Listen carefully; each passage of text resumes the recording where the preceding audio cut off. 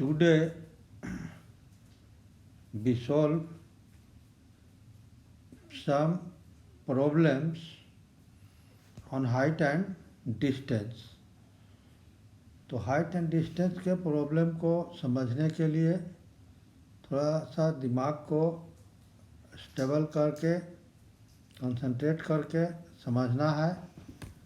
Diagram कैसे sketch किया जाता है, हाउ डू स्केच डायग्राम। तो इसके लिए पहला सावधानी ये करना है कि क्वेश्चन को स्लोली ग्रेजुअली रीड करना है और साथ साथ स्केच करते जाना है डायग्राम। तो पहला क्वेश्चन है, the length of a string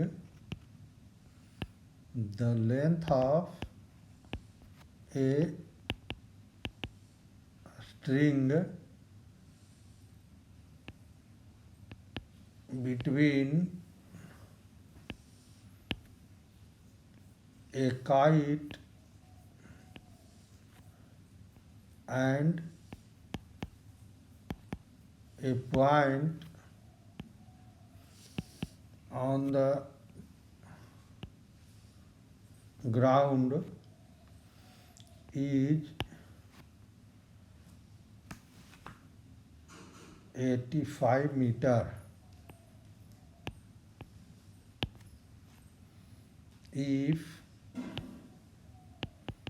the string makes an angle theta with the ground level such that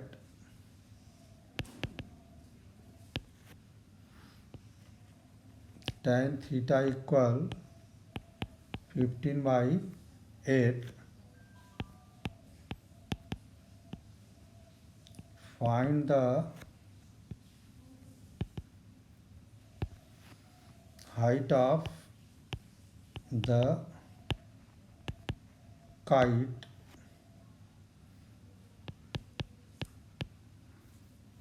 from the ground. Assume that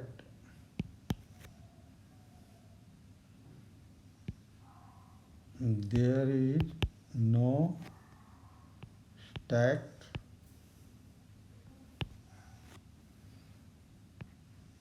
in the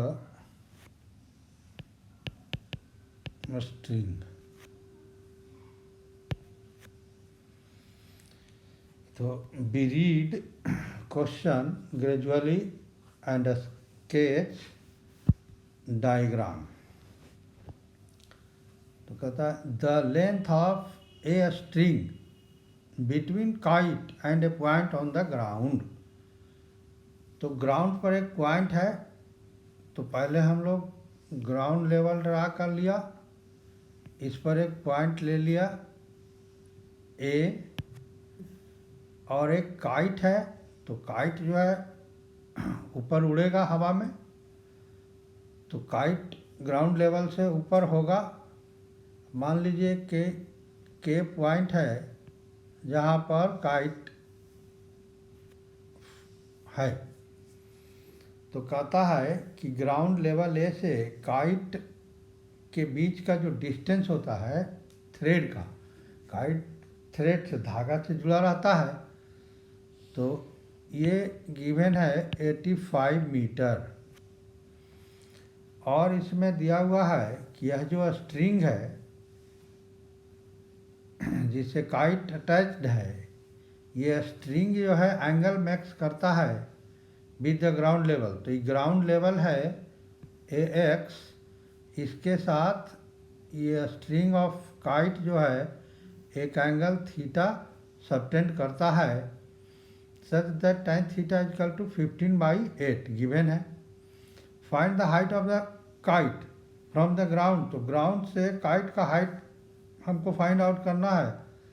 तो इसके लिए हम लोग के से परपेंडिकुलर ड्रा करेंगे ग्राउंड लेवल पर। ये के बी, तो ये के बी जो हो गया perpendicular drawn from K on X, तो length of K B is the height of kite from ground level, और यही हमको निकालना है। तो इस प्रकार से डायग्राम इसका बन गया। तो डायग्राम कोई भी हाइट एंड डिस्टेंस का क्वेश्चन में बनेगा तो उसमें एक चीज़ आएगा कि राइट एंगल ट्रायंगल सबटेंड करेगा। तो हमको राइट एंगल ट्रायंगल में सब सर्च कर लेना है कि कौन राइट वर्टेक्स हुआ। तो इसमें देख रहे हैं राइट वर्टेक्स बी है और इसका अपोजिट साइड ए के हो गया, लेंथ ऑफ अ स्ट्रिंग जो हाइपोटेनियस का काम करेगा। और एक एंगल गिवन है ए पॉइंट पर जो बन रहा है ग्राउंड लेवल पर थीटा, हमको निकालना है बी के हाइट ऑफ काइट। तो अब ये हमको देखना है कि जो एंगल गिवन है उसके लिए गिवन जो साइड है राइट ट्रायंगल का वो क्या है, तो हाइपोटेनियस है। और जो साइड हमको रिक्वायर्ड है फाइंड आउट करना है बी के, वो क्या है इस थीटा एंगल के लिए, तो परपेंडिकुलर है। तो थीटा के लिए परपेंडिकुलर है बी के और हाइपोटेनियस है ए के। तो परपेंडिकुलर और हाइपोटेनियस का रिलेशन बन रहा है। अब परपेंडिकुलर और हाइपोटेनियस का रिलेशन, अब आप जाइए फर्स्ट चैप्टर में कि किस रेशियो में था परपेंडिकुलर और हाइपोटेनियस का रिलेशन।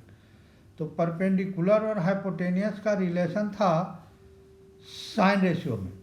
तो इस थीटा एंगल के लिए साइन थीटा ले लेंगे तो परपेंडिकुलर बाई हाइपोटेनियस बी के बाई ए के हो जाएगा। अब उसमें वैल्यू सबका पुट कर देंगे। तो इसके डायग्राम स्केच करने के बाद इसमें थोड़ा लिख देना है kite is at K, kite is at के,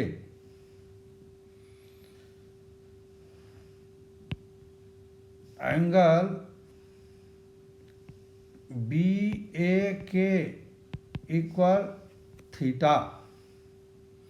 height of kite B K हो गया जो हमको निकालना है।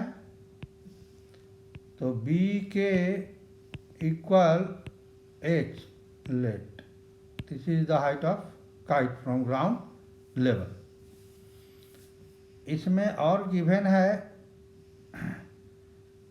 tan थीटा इक्वल 15/8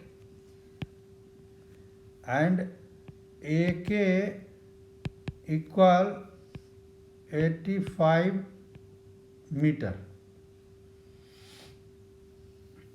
तो अब इसको हम लोग सॉल्व करेंगे। एच निकालना है, जिसको एक बी के को एच एज्यूम किए हैं। तो गिवन एंगल थीटा के लिए बी के परपेंडिकुलर हो गया और गिवन जो साइड ए के है वो हाइपोटेनियस हो गया। परपेंडिकुलर और हाइपोटेनियस का रिलेशन है साइन रेशियो में। तो लिख देंगे in right angle triangle B A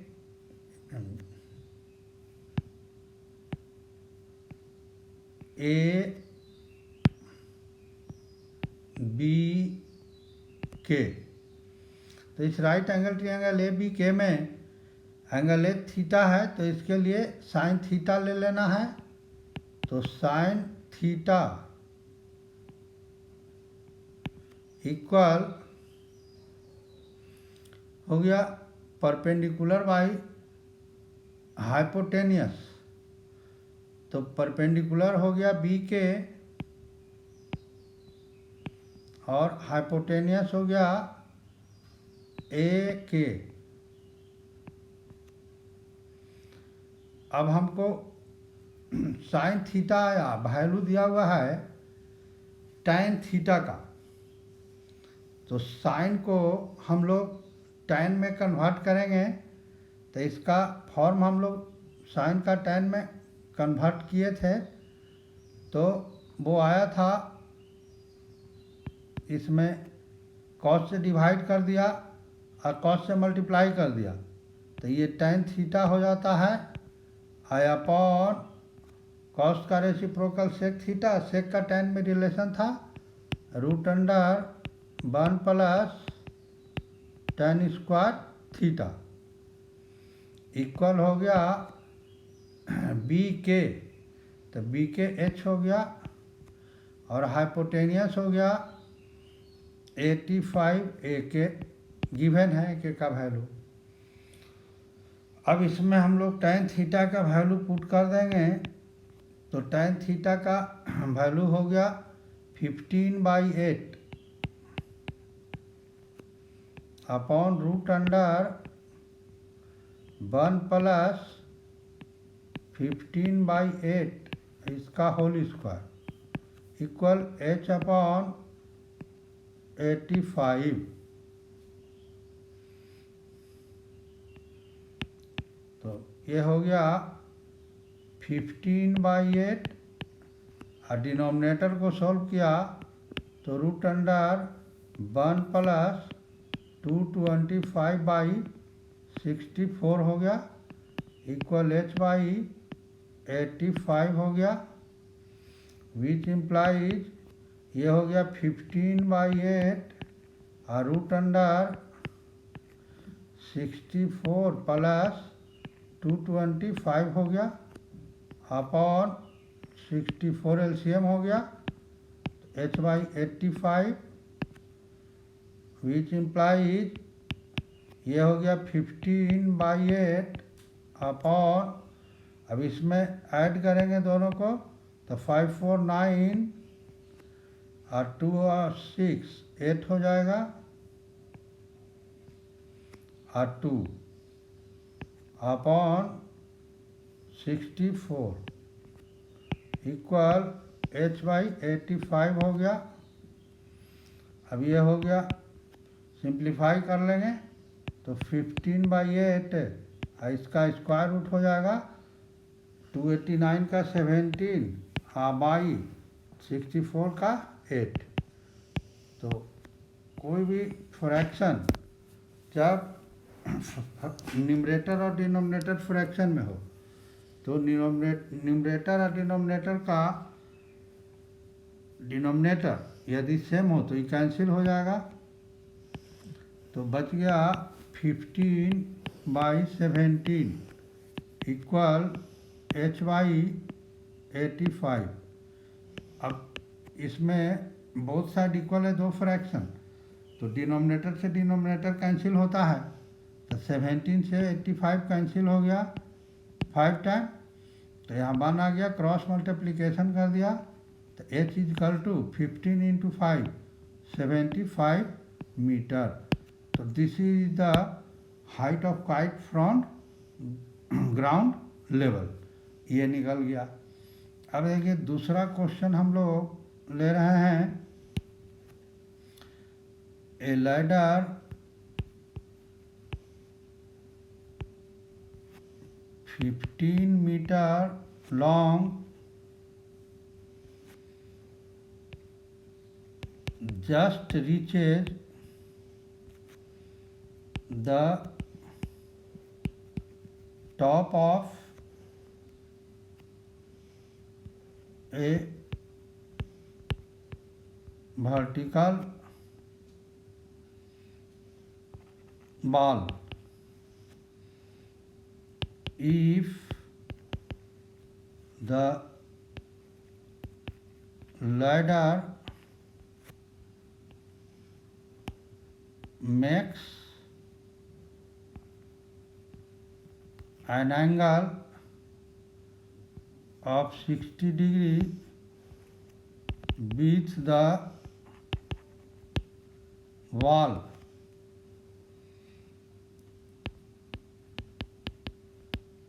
find the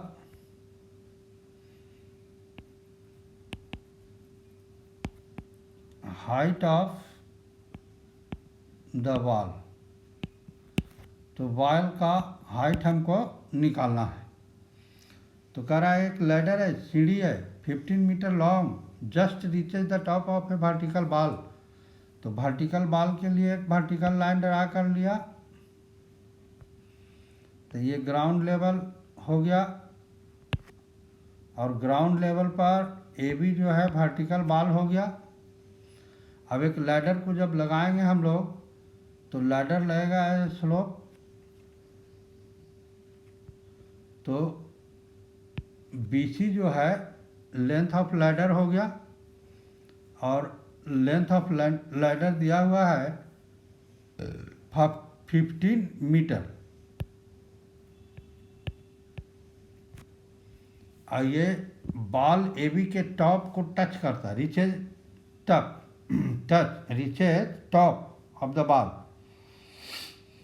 if the ladder makes an angle of 60 degree with the ball, और यह जो लैडर है ये बॉल AB के साथ एंगल बनाता है 60 डिग्री का, ये बन गया। तो find the height of the ball.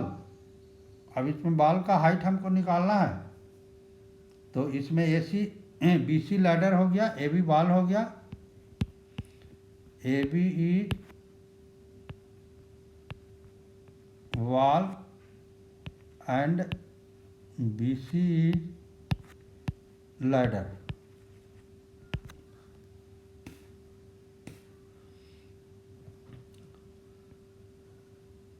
Angle ABC equal 60 degree, angle between ladder and vertical wall. और length of ladder BC equal 15 meter. अब इस क्वेश्चन में देखिए, एक ये राइट एंगल ट्रायंगल BAC है, इसमें एक एक्यूट एंगल गिवन है। तो बताया कि कोई भी राइट एंगल ट्रायंगल बनेगा डायग्राम में, तो उसमें एक एक्यूट एंगल गिवन रहेगा और एक साइड गिवन रहेगा। तो गिवन साइड हाइपोटेनियस है BC, और एक एक्यूट एंगल दिया हुआ है 60 डिग्री। हमको फाइंड आउट करना है हाइट ऑफ द बॉल। तो height of the ball AB हो गया, इसको हम लोग एज्यूम कर लेंगे H। तो AB इक्वल H लेट। अब देखिए, गिवन एक्यूट एंगल के लिए जो फाइंड आउट करना है साइड, ये बेस हो गया। B के एंगल B का अलॉन्ग साइड है AB, तो ये बेस हो गया एंगल 60 डिग्री के लिए, और BC हाइपोटेनियस हो गया। तब बेस और हाइपोटेनियस का रिलेशन आ रहा है। तब बेस और हाइपोटेनियस का फॉर्मूला अब देखिए किस रेशियो में था। तो ये फर्स्ट चैप्टर में हम बताए थे कि बेस और हाइपोटेनियस का रिलेशन कॉस में होता है। तो अब पहले ट्रायंगल लिख लेंगे।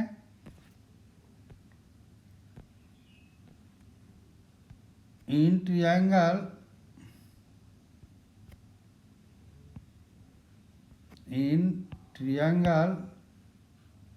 BAC, तो कॉस 60 डिग्री, तो बेस बाय हाइपोटेनियस, तो बेस AB हो गया, हाइपोटेनियस BC हो गया।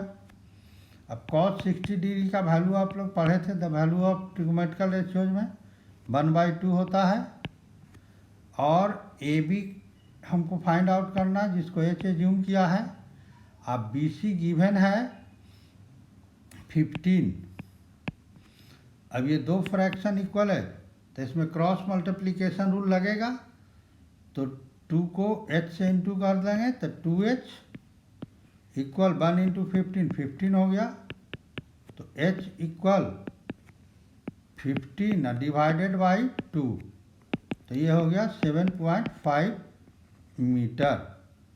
तो ये दूसरा क्वेश्चन आपका सॉल्व हो गया। अब है देखिए तीसरा question. If a tower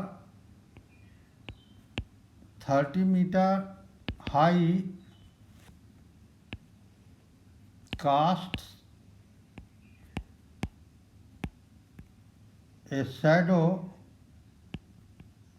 10√3 meter long on the ground. Find the angle of elevation of the सन। अब सन का एंगल ऑफ एलिवेशन निकालना है। अब शैडो बनता है, तो शैडो जब तक लाइट नहीं आएगा किसी भी ऑब्जेक्ट पर और लाइट स्टॉप नहीं होगा तो शैडो नहीं बनेगा। तो पहले तो टावर बनाना है। तो ये एक टावर हो गया, बताए थे वर्टिकल लाइन ड्रा कर देंगे। तो ये ग्राउंड लेवल है, इस पर ये टावर हो गया ए बी। तो ए बी टावर हो गया। अब लेफ्ट साइड से सन रे आएगा, तो जो रे स्टॉप करेगा उसी के कारण इधर डार्क लाइन बनेगा ग्राउंड लेवल पर, जो इसका शैडो हो जाएगा। और बी से होकर के जो लाइट आएगा सन से वो पास कर जाएगा और ग्राउंड लेवल पर मीट करेगा। तो जहाँ पर मीट किया इसके और ए के बीच का जो पोर्शन हो जाता है ये डार्क हो जाता है, तो यही शैडो हो जाता है। तो ए बी टावर हो गया और ए सी इसका शैडो हो गया। तो एंगल ऑफ एलिवेशन सन का निकालना है। तो सन यहाँ पर है, तो सन का एंगल ऑफ एलिवेशन हो गया सी। सी से सन को देखा तो सी पर हॉरिजॉन्टल लाइन ऑफ आई आ गया, तो सी से सन को देखा, तो यही एंगल ऑफ एलिवेशन हो गया। मान लीजिए कि ये थीटा है। तो ए बी टावर हो गया, A B tower and A C is its shadow. अब इसमें गिवन है टावर का height 30 metre, A B equal to 30 metre और शैडो है 10√3 मीटर लॉन्ग। तो ए सी इक्वल टू हो गया 10√3 मीटर। हमको निकालना है angle of elevation of sun. तो एंगल ऑफ एलिवेशन हो गया एंगल सी। तो angle A C B equal हो गया theta. Let this is the angle of elevation of sun. क्योंकि सन ऊपर है और ग्राउंड लेवल सी से उसको देखेंगे तब एलिवेशन निकलेगा सन का। तो अब इसमें ए बी हमको दिया हुआ है 30 मीटर और ए सी दिया हुआ है 10√3 मीटर। तो देखिए इस राइट ट्रायंगल में दो साइड गिवन है। अब ये दोनों साइड देखिए थीटा एंगल के लिए क्या हुआ, तो ए बी जो है थीटा एंगल का अपोजिट साइड है, तो ये परपेंडिकुलर हो गया। और ए सी जो है थीटा का एलोंग विथ साइड है, तो ये बेस हो गया। तो परपेंडिकुलर और बेस गिवन है, तो परपेंडिकुलर और बेस का रिलेशन होता है tan में। तो अब इसमें tan रेशियो हम लोग ले लेंगे। तो in right triangle B A C, right triangle B A C, तो इसमें tan रेशियो लेंगे तो tan theta equal perpendicular A B by base A C, which implies tan theta equal, तो परपेंडिकुलर ए बी हो गया 30, ये हो गया 10√3। तो 10 से 30 कट गया, रेशनल से रेशनल 3 टाइम, और √3 में √3 से इंटू करते हैं तो 3 आ जाता है। तो √3 से ये 3 कैंसिल हो गया, √3 टाइम्स। तो देखिए tan थीटा इक्वल हो गया √3 के। तो tan थीटा इक्वल हो गया √3 के, और √3 हमको थीटा का वैल्यू निकालना है। तो अब √3 का वैल्यू लेंगे हम लोग tan रेशियो में। तो tan रेशियो में √3 होता है tan 60 डिग्री, ये हम लोग पढ़े हैं। तो tan थीटा इक्वल हो गया tan 60 डिग्री। तो इस इक्वेशन में बोथ साइड सेम ट्रिगोमेट्रिकल रेशियो है। तो कोई भी ट्रिगोमेट्रिकल इक्वेशन में मोनोमियल है, अब बोथ साइड सेम रेशियो होगा तो ये इक्वेट होगा, तो एंगल इक्वल हो जाएगा एंगल के। तो which implies theta equal to 60 degree. तो ये निकल गया angle of elevation of sun. चलिए, तो इस प्रकार से क्वेश्चन को बढ़िया से पढ़ना है धीरे धीरे, और धीरे धीरे स्लोली पढ़ करके डायग्राम स्केच करना है। राइट ट्रायंगल खोज लेना है, उसमें गिवन एंगल और गिवन साइड और जो साइड रिक्वायर्ड है उसमें रिलेशन देख लेना है, कौन सा रेशियो अप्लाई होगा, अप्लाई कर देना है उसके बाद तो सिंपल कैलकुलेशन कर देना है।